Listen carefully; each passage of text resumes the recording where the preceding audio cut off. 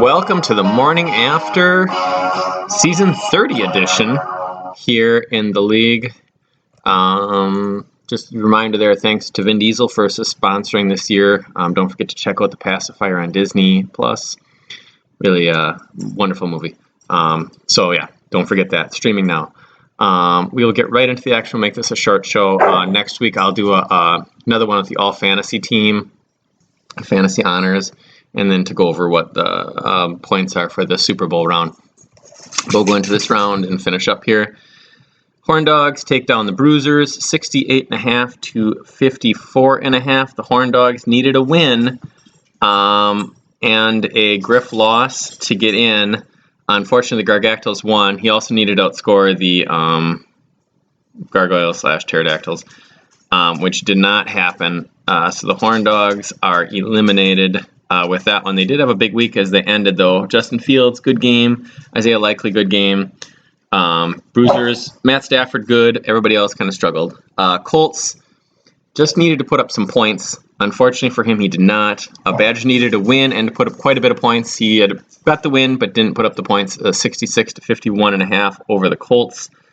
Badgers, maybe with Jalen Hurts has a good day. It might been a lot closer there. Only had 5 points, but Raheem Mostert continued his good season, 16.5 points.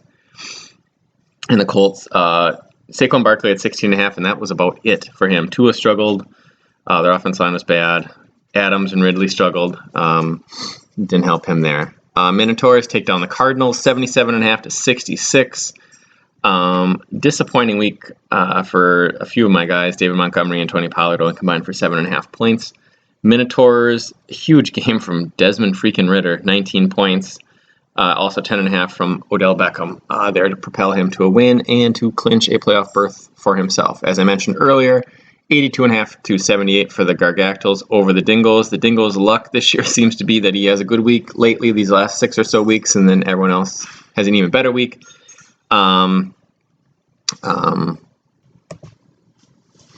yeah, the Pterodactyls, big game from Lamar, 23.5. If he goes off, he'd be a scary team. And also Brandon Aubrey, been a huge weapon, 15 points there.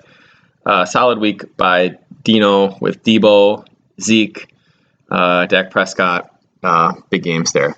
Team Price is Right. They take down Dr. Dangerous to clinch a playoff berth. Would have been a big surprise had he not made it. A lot of things would have to work against him. Big game from Evan Ingram, of all people, 16.5 points, and the Dolphins defense scored again for him.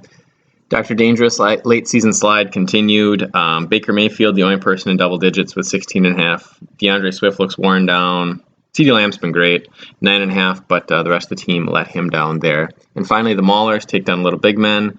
Maulers led by a pretty big game. Jake Browning, 19.5, so some strange players had some good weeks this week. Little Big Men, Brock Purdy had 16, DeAndre Hopkins at 13, but that was about it as he struggled there as his disappointing season comes to a close. We'll get into what the playoff picture is right now. Cardinals finished number 1, Team Price is Right number 2, Minotaurs number 3, Maulers number 4, Gargactyls 5, and then the 6th spot was the Horn Dogs. However, came down to points. He only had 850, so he finished 79 behind the Bruisers and 57 behind the Gargactyls. So a big week by him and a bad week by Griff. Would have had a chance for him to make it had Griff also lost, but that did not happen. Bruisers, 929.5 points. Finished 31 ahead of the Colts, 36 in front of Dr. Dangerous, and over 50 points in front of the Badgers, which he would have needed a near miracle to make it, but never know.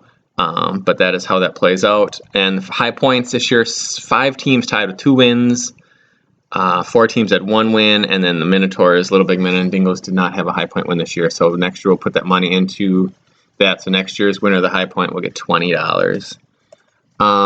Prize money this year, right now, most points in the year, I receive $150 for that. Second place for high points, or points on the year, the Maulers, so they're going to earn 50. High point thing, as I mentioned, will be pushed to next year. The wildcard pod teams each have earned a minimum of it's $20, for 6th place. More likely to be like 50 and higher And if they advance past this round, they automatically win at least $75. And so far myself and then Team Price is Right have won an additional $75 there. Reminder, the consolation round, if you haven't, if you didn't make it, Team 7 and 8 will play just in a seeding game. Whoever wins will play the lower seeded team that wins. Team 9 and 12 will play, and Team 10 and 11 will play. Winner of this gets the Jim Shavina Consolation Memorial Belt, which is a beautiful design, handmade. That, and then I'll bring that out next week. I don't have it this week. And then also, yeah, that's that. Finally, we have our Super Bowl pod. This is our wildcard pod, I'm sorry. The teams the home field advantage, the Maulers will start out with 5 points. Bruisers will start out with 1.9. The Gargactyls will start with 0.3. How I calculate that is I took your points. So Charlie was the lowest, so everybody subtracted off from that. So I think Griff had like 6 points more than him. Divided that by 14, or whatever it was. And that's how I got 0.3 and so on and so forth. So that's how we did that. Is a little bit of a interesting thing. I took a look at how the teams have scored over the last third of the season, so the last 5 points. Right now, the highest scoring team the last 5 weeks per week is the Maulers at 78.5. Lowest scoring team over the last 5 weeks is the Minotaurs at 59. Most teams are around 70-ish. So right now, I guess you're figuring it'll probably be the Minotaurs the way things go this year. Just kind of wild year. But yeah, right now the Maulers the hottest team the last 5 weeks. We'll see if we can keep it up. But I'll be back next week with all fantasy team and fantasy honors and go over the Super Bowl pod and then break down the high points there and set up the consolation round. If you're in the consolation round, please don't put any claims in for waivers. If you wanted to sign somebody, feel free to just wait till waivers are over. All right, thank you very much. Good luck to everybody. I can't even wish anybody bad luck because I don't play anybody this week, so I'm going to buy. But see you next week. Thanks.